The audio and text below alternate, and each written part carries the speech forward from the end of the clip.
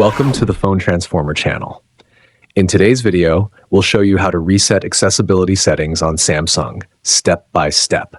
If you find this video helpful, please subscribe to our channel for more tech tips and tutorials.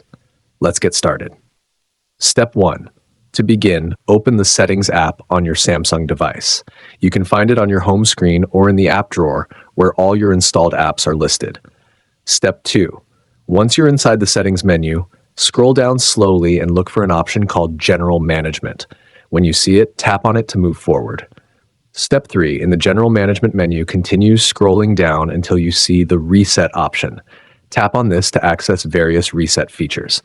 Step 4. Now, scroll through the reset options and locate Reset Accessibility Settings. Once you find it, tap on it to proceed.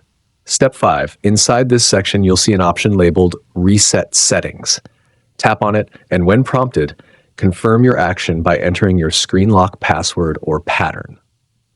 Step 6. Finally, tap the Reset button again to complete the process. Your accessibility settings will now be restored to their default state automatically. Thanks for watching, and see you in the next video.